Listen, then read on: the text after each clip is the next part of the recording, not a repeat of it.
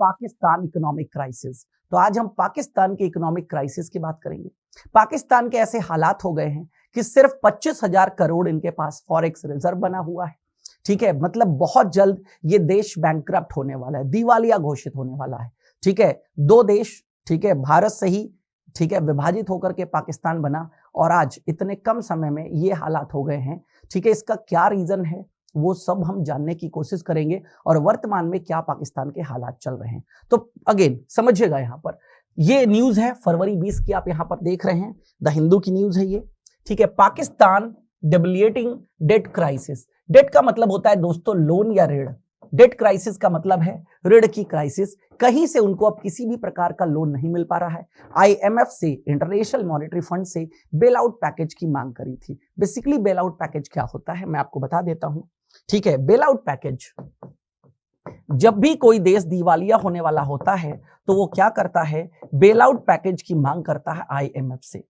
ठीक है, दिवालिया कब होता है समझिएगा, जब एक देश क्या करता है, अपनी वर्तमान लायबिलिटीज को चुकाने में असमर्थ होता है। मतलब जितने भी ऋण उसने लिए हैं ना, हर ऋण को चुकाना भी तो होता है। आपने ले तो लिया, वर्ल्ड बैंक से ले लिया, ठीक है, अलग अलग देशों से आपने ऋण ले लिया, उन ऋणों को एक तय समय सीमा में चुकाना भी तो होता है और हर साल उनकी एक इंस्टॉलमेंट बनती है जो आपको चुकाना होता है। तो जो व्यक्ति इसको चुकाने में असमर्थ होता है वो व्यक्ति भी बैंकक्रप्ट कहलाता है। सेम एज अगर देश के ऊपर ऋण है और देश वो ऋण चुकाने में असमर्थ है तो देश भी क्या हो गया, पूरा का पूरा बैंकक्रप्ट हो गया, दिवालिया हो गया। समझ गए मेरी बात। तो ऐसी स्थिति में क्या किया जाता है, उस ऋण को चुकाने के लिए एक पैकेज उसको दिया जाता है जिससे उसकी अर्थव्यवस्था सुधर सके। उसे ही बेल आउट पैकेज के नाम से जानते हैं। किस नाम से जानते हैं? बेल आउट पैकेज के नाम से जानते हैं। तो आईएमएफ $7 बिलियन का बेल आउट पैकेज, कितने का? $7 बिलियन का बेल आउट पैकेज देने की बात कही तो है, लेकिन अभी तक कंफर्मेशन नहीं मिला है। ठीक है, अभी तक प्रोवाइड नहीं किया गया है और कहा जा रहा है जो हालात हैं इस बार $7 बिलियन का अगर आईएमएफ पैकेज दे भी देता है तो भी इनका कुछ नहीं होने वाला। इस बार हर हाल में निश्चित है कि ये बैंकक्रप्ट होगा ही होगा। ठीक है, आगे बढ़ते हैं, समझते हैं।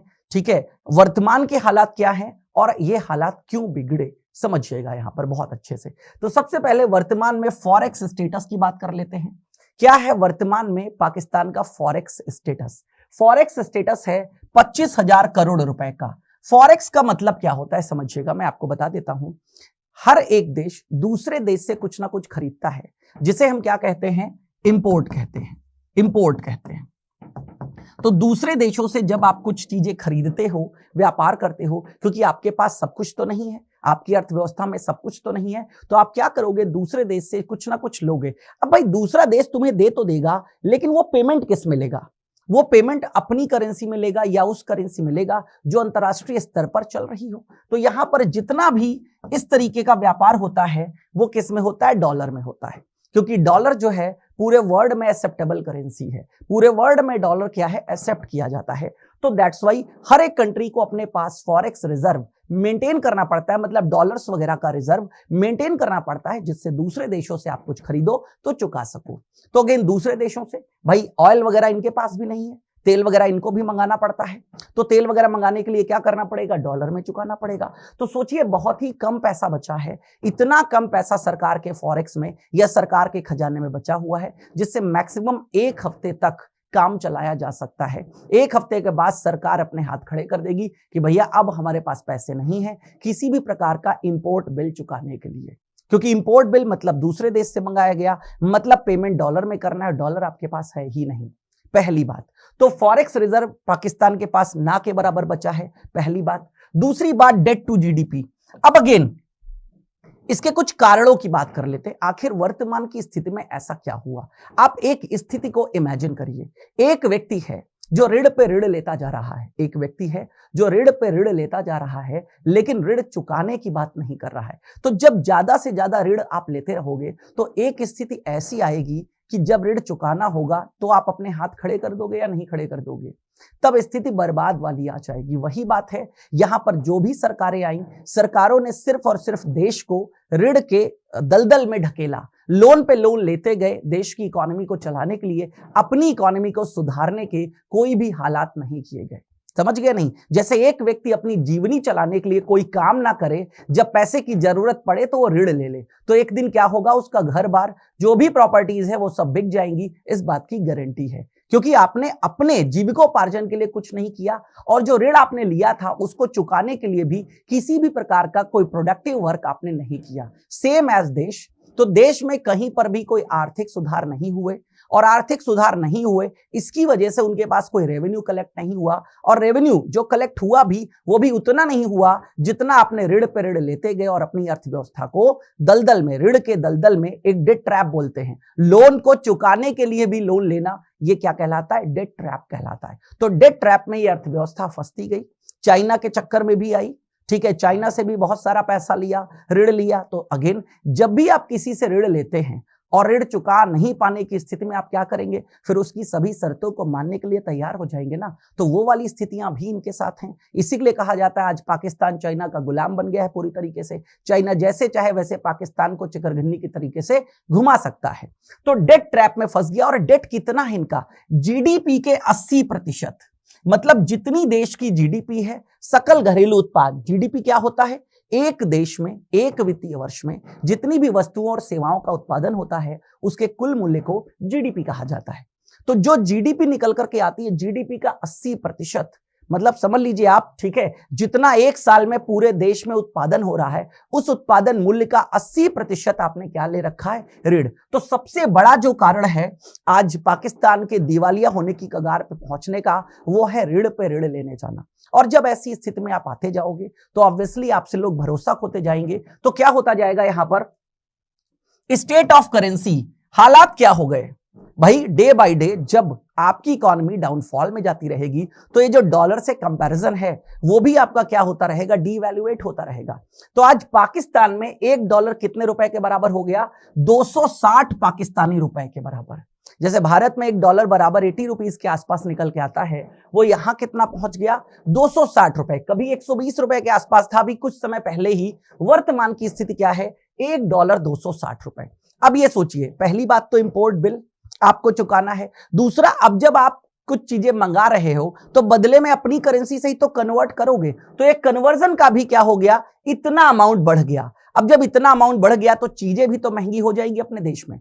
समझिए, अगर इंपोर्ट करने के लिए मैं ज्यादा पैसे चुका रहा हूं तो क्या करूंगा, जो चीजें इंपोर्ट करके मंगाई हैं उनका रेट भी तो बढ़ा दूंगा। तो पाकिस्तान में 48 सालों में जो नहीं हुआ वो अब हो रहा है। 48 सालों में सबसे ज्यादा महंगाई वर्तमान में देखी जा रही है। और क्या है महंगाई का स्तर, देखिएगा यहां पर, यह है महंगाई का स्तर। इन्फ्लेशन रेट कितनी पहुंच गई है, 25%।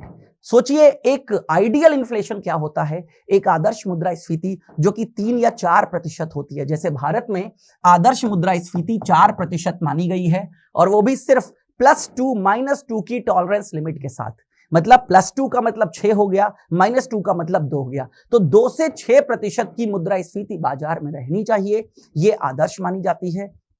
जैसे ही 6 के ऊपर हम बढ़ते हैं, सरकार कंट्रोल करने लग जाती है कि भाई आगे नहीं जाने देना है, वरना चीजें प्रॉब्लम में आ जाएंगी, इकोनॉमी प्रॉब्लम में आ जाएगी। ठीक है, तो समझिएगा इन्फ्लेशन रेट पाकिस्तान की क्या हो गई, 25%। आप सोचिए, अपने आप में एक ह्यूज इन्फ्लेशन।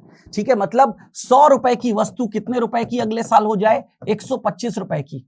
क्या वर्तमान में निवेश इस तरीके से बढ़ता है, बिल्कुल भी नहीं बढ़ता है। निवेश आप कहीं पर भी करोगे, वर्तमान में अगर हम बैंकों की बात करें, क्योंकि भारत में सबसे ज्यादा लोग सुरक्षित बैंकों को मानते हैं, पोस्ट ऑफिस को मानते हैं, तो सबसे ज्यादा जब जमा करने की बात आती है पैसे, तो यहीं पे जमा करते हैं। स्टॉक मार्केट में सबसे पहले नहीं जाते हैं, वो तब जब बहुत ज्यादा सीख जाते हैं, और वो भी 10-15% अपनी इनकम का लेकर के जाते हैं, जो होशियार व्यक्ति होते हैं। ठीक है, तो समझिएगा 100 आपने कमाया कितना, अगर एफडी की बात करें तो 6% मान लीजिए मैक्सिमम, तो 100 रुपए आपके अगले साल 106 रुपए हुए, और आपको वस्तुओं के लिए कितने चुकाने हैं, 125 रुपए चुकाने हैं। 25% इन्फ्लेशन।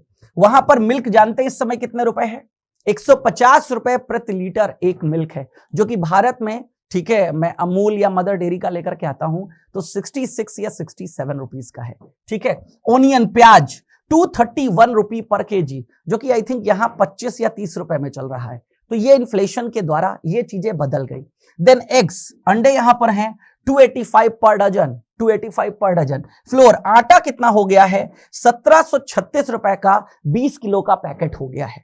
ये हालात है इस समय महंगाई के, तो ऑब्वियसली महंगाई बढ़ेगी। जब जब अर्थव्यवस्था प्रॉब्लम में आएगी, ठीक है, तब तब महंगाई क्या होगा, बढ़ेगी। तो ये इन्फ्लेशन के हालात हैं। अब समझिएगा आगे क्या होगा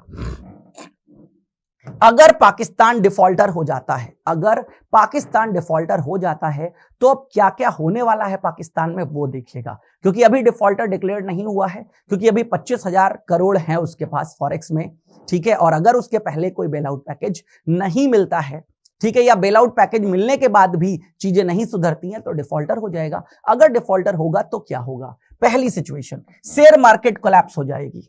शेयर मार्केट कोलैप्स हो जाएगी मतलब पाकिस्तान के शेयर मार्केट में किसी भी प्रकार का कोई इन्वेस्टमेंट नहीं आएगा। सब अपना पैसा क्या करने लग जाएंगे, विड्रॉ करने लग जाएंगे। और वर्तमान में भी यही चल रहा है, ठीक है। अधिकतर लोग विड्रॉ कर रहे हैं, ठीक है, मतलब ट्रस्ट बचा ही नहीं, तो विड्रॉ करने लग जाएंगे तो मार्केट क्या हो जाएगी, पूरी तरीके से कोलैप्स हो जाएगी।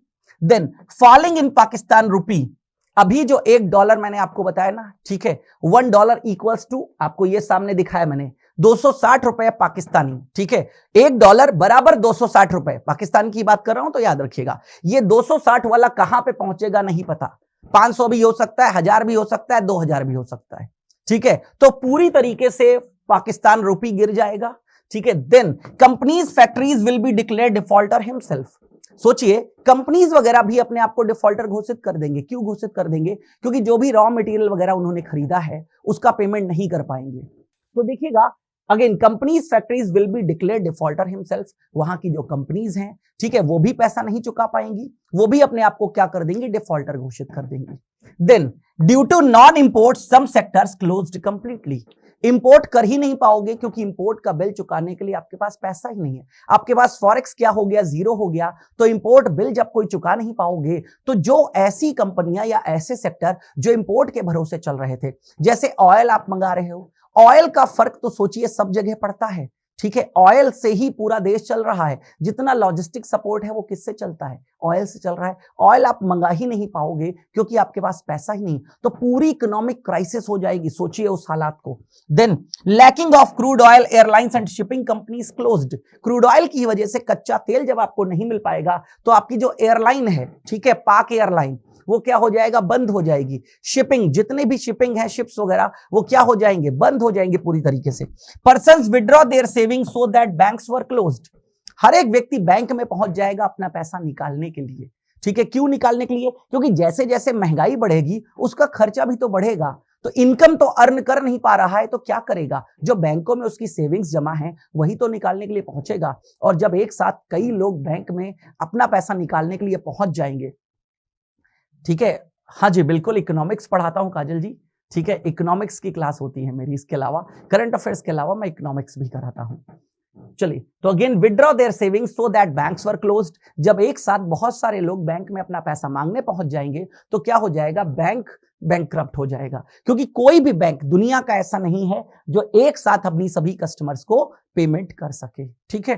Then social peace affected and the crime will be increased.